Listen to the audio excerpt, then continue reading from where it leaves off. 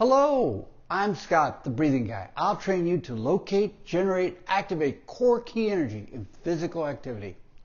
This video series is understanding the basic ideas of Qi Gong, my form of exercise, of toning, and it's about core breathing.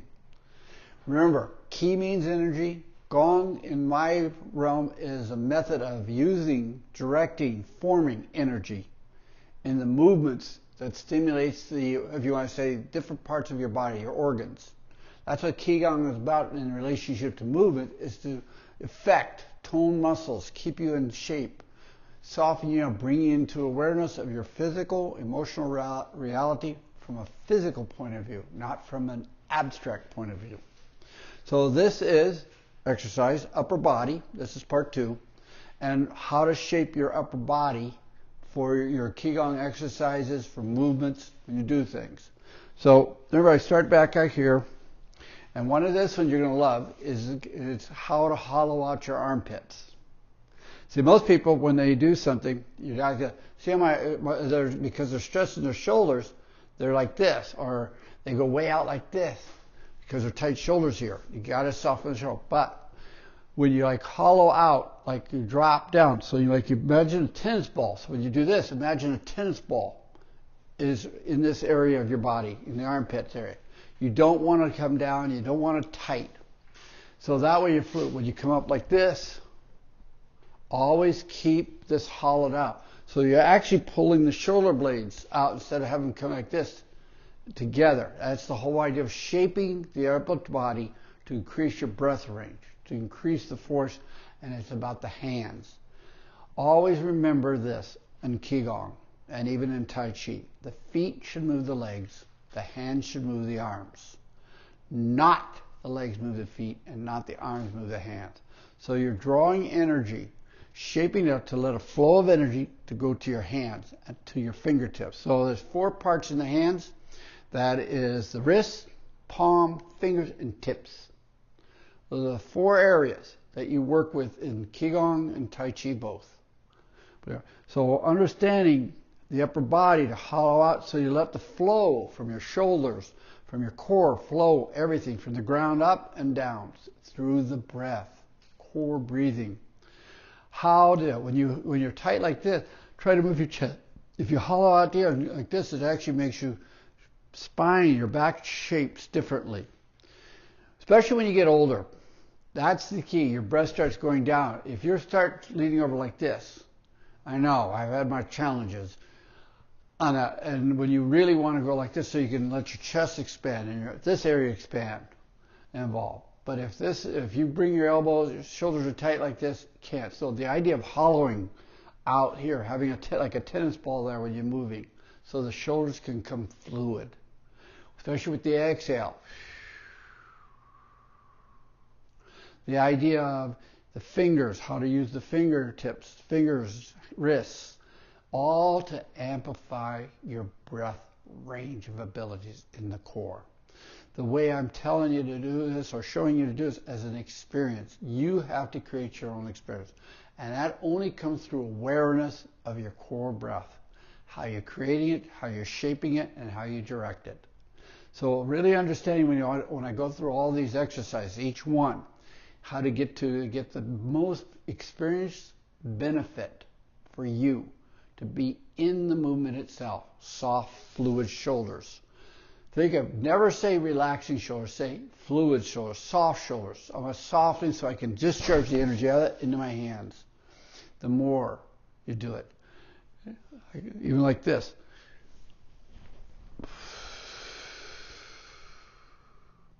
Now notice the way I use my hands in this. So when I do this, I don't let my elbows go up because that just pulls this muscle here. Actually, to position your head back, your chin on a certain so you can breathe.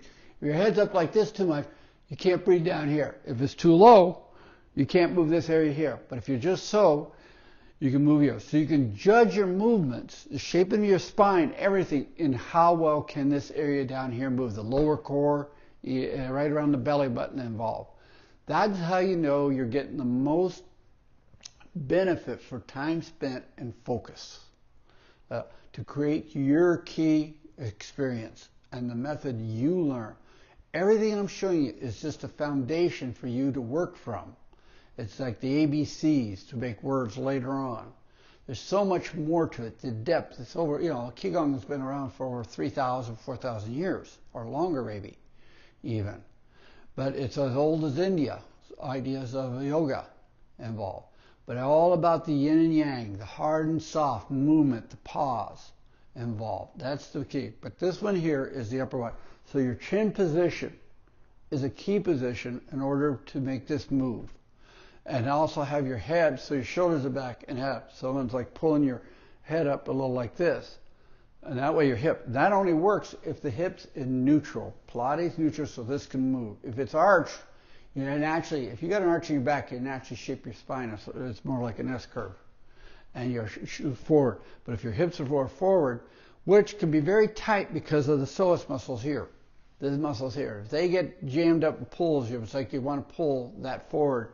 You almost make your arch from that point, and you're not breathing from here. Breathing from the belly button down is the key element to shape the spine because it's the foundation of all movement.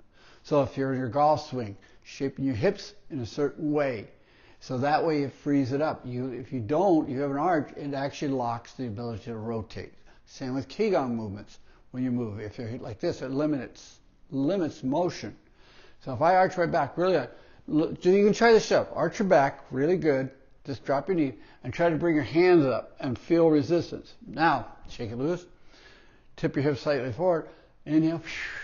Now do the same thing with the hips in position. Your range of motion increases. Now, when you're young, you're 20, 30, you won't feel as much.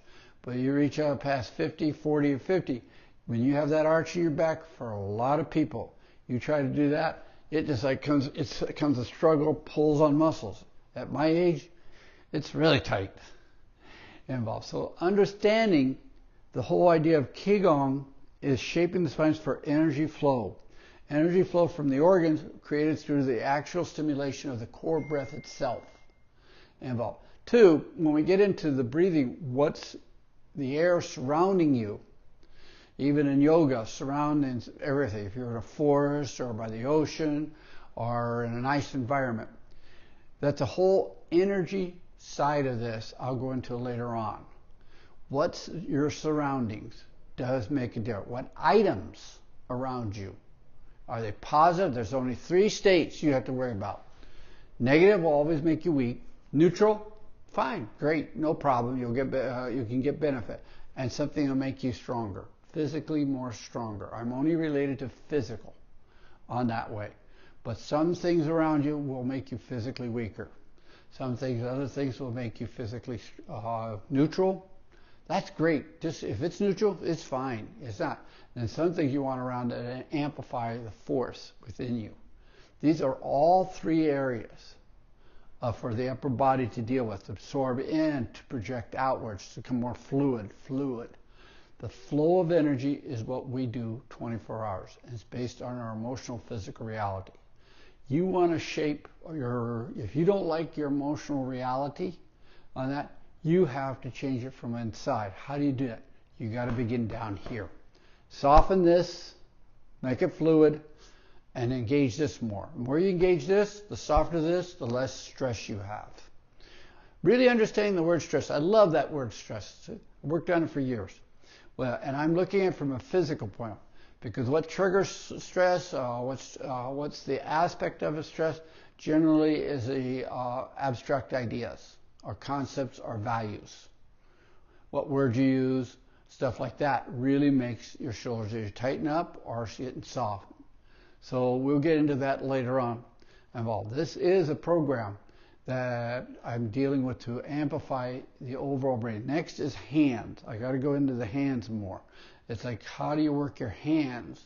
Where the hands, you get the experience of the hands moving the arms. Your force that you can generate that way versus having it is virtually almost twice as much, at least 30 to 60% more if you do it the way I do, because you're engaging your energy, you're engaging your strength, both at the same time, and you're projecting it. The function of the mind, listen to what I said, the function, this is your upper body, shaping your Shaping your head so you're down here so you can gauge your whole torso more. That's a process. But the function of the mind is to direct energy or eat energy, but never produces energy. When I say eat energy, if you're emotional or thinking, the more you think, the less you feel. The more you feel, the less you think. So engaging your body in doing something, it is feeling your awareness, and therefore you can't think. You're feeling, your sensation of it, and that comes through practice.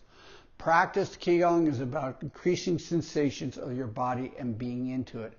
And above all, enjoying through the direction of your breathing, energy, and your state of health. That's the key thing, your own state of health. Health begins with the core breath. That's it. And then it expands outward from there. If your oxygen and CO2 exchange, how much of the body can you get that exchange going on, determines your health level itself. So understanding you maximize it, trying to keep your breath range is everything. Because the older you get, your breath range goes down. As it goes down, your endurance goes down. It goes down enough, you become more susceptible to health issues. It doesn't create health issues, but you become susceptible to health issues. Understanding the whole process. Everyone's different. Everyone's individualistic. Believe it or not, everyone's a spiritual being. You are a spiritual being. Why I say that? Because you control your breath. And you use it in your emotional reality of expressions in life. So, this is part 2, upper body, of introduction to Qigong, of this program. And we're going to, but shaping the armpits out, softening the shoulders, head back, in a way, chin in a certain level so you can move down here. That's when you know you are in proper form of the upper body, is that you can move the core, you can exhale longer and more fluidly. That's the beginning of that. Next, I'll do the hands. A little bit more about the hands and why. If you want to say, you focus on the hands and fingers.